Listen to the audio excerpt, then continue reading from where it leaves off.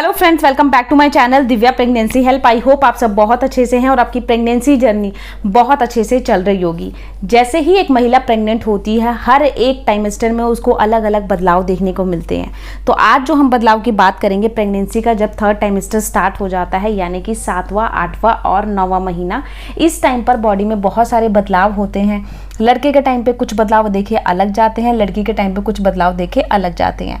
तो आज जो हम बदलाव बॉडी में देखेंगे वो देखेंगे लड़के के टाइम पे बॉडी में कौन कौन से बदलाव आते हैं, खासकर प्रेगनेंसी के लास्ट ट्राइमेस्टर में।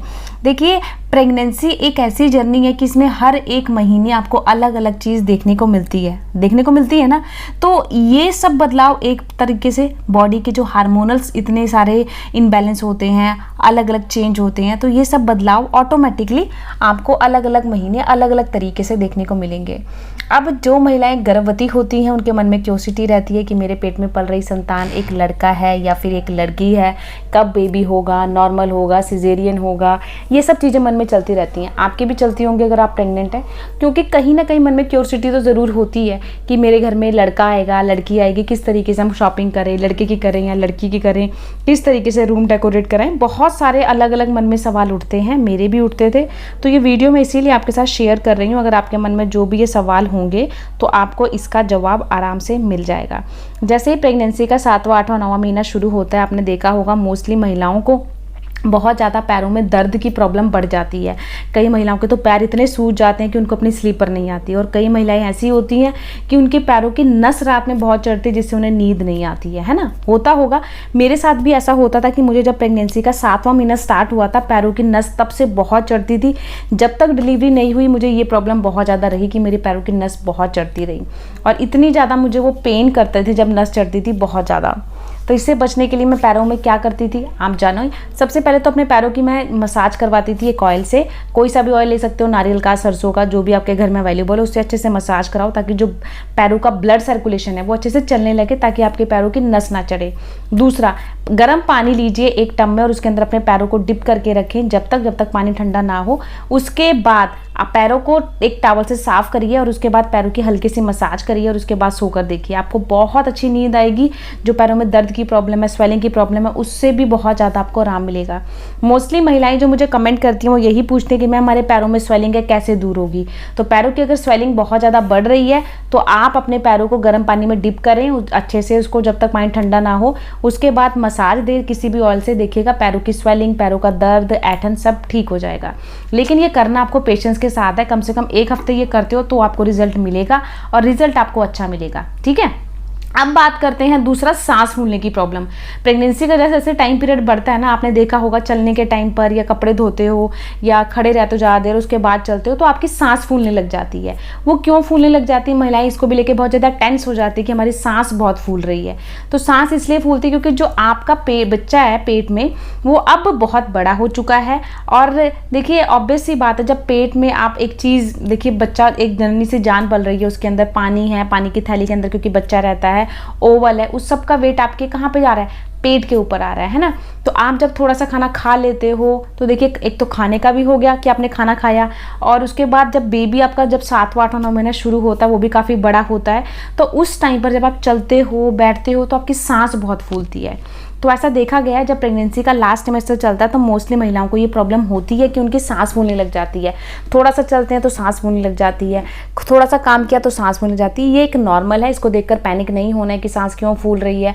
आपने बस इतना करना है कि ज़्यादा देर तक आपको तेज़ नहीं चलना है। तेज़ चलना तो अवॉइड करें, क्योंकि प्रेगनेंसी में तेज़ चलना हर एक डॉक्टर मना करता है। आपको आराम से चलना है और ज़्यादा पौड़ियाँ उतरना चढ़ना नहीं है, वरना आपकी सांस फूलेगी। जब आपको 9वां महीना स्टार्ट हो जाएगा, बेबी हेड डाउन पोजीशन में आना शुरू कर देगा, तो जो सांस की प्रॉब्लम है ना कि सांस चढ़ रही है, वो आपकी बहुत ज़्यादा हद तक ठीक होने लग जाएगी। लेकिन अगर आपका प्रेगनेंसी का 8वां, 9वां महीना शुरू हुआ है, 7वां महीना शुरू हुआ है, तो सांस फूलेगी।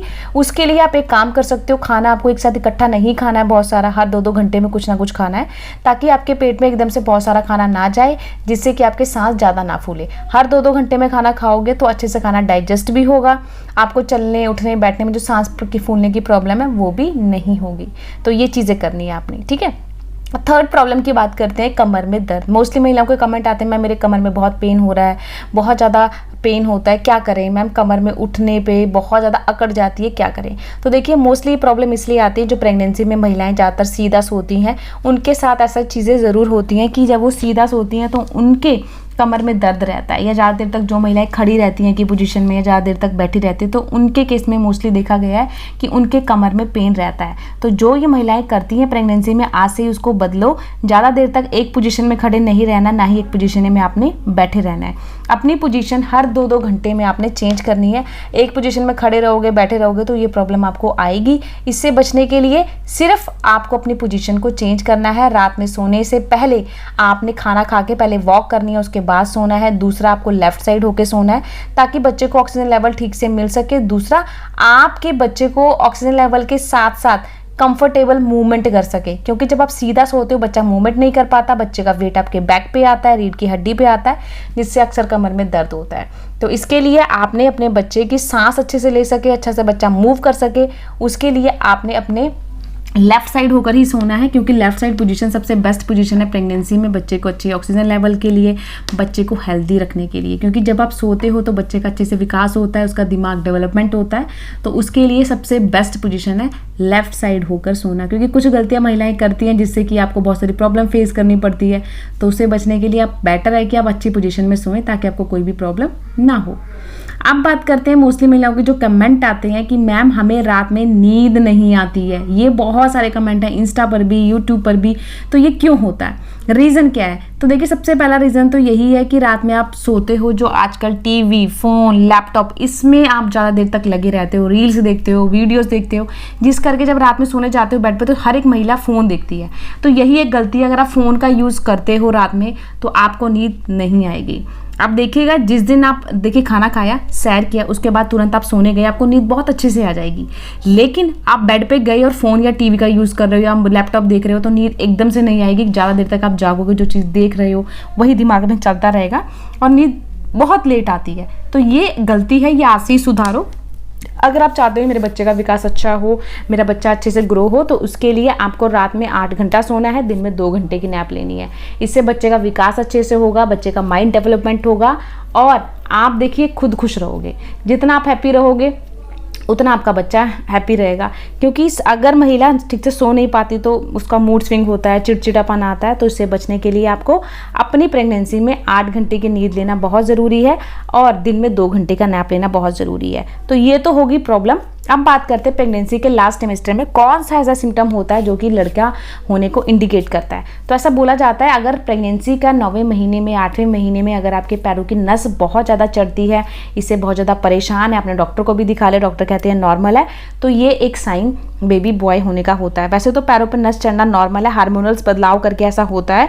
ये जैसे आपकी डिलीवरी होगी आपको इससे आराम मिल जाएगा, बट बहुत ज़्यादा चढ़ती है, खासकर राइट वाले पैर की चढ़ती है, तो ये निशानी होती है कि आपको बेबी बॉय होने के चांसेस ज़्यादा होते हैं। मैं अपना एक्सपीरियंस शेयर करूं तो मेरे दोनों ही प्रेगनेंसी में मेरे दोनों पैरों की नस मोस्टली ज़्यादातर चढ़ती थी, बट जो मेरा राइट वाला पैर था उसकी नस बहुत चढ़ती थी और मुझको बेबी बॉय हुआ। क्योंकि घर के बड़े बुजुर्ग मुझे भी कहते थे कि तेरे बेबी बॉय होगा, पैरों की नस बहुत चढ़ रही है। क्योंकि ऐसा माना जाता है राइट जो हैंड होता है, राइट पैर होता है, वो लड़के का स्थान होता है, लेफ्ट साइड बेबी गर्ल का स्थान होता है। तो अगर आपके लेफ्ट साइड होता है तो कहते हैं कि बेबी गर्ल होने के स्कोप होते हैं, राइट साइड होता है तो बेबी बॉय होने के चांसेस होते हैं। तो ये रहा सिम्टम। बाकी सिम्टम देखिए अनुमान के तौर पर, इसका साइंटिफिक कोई आधार नहीं है।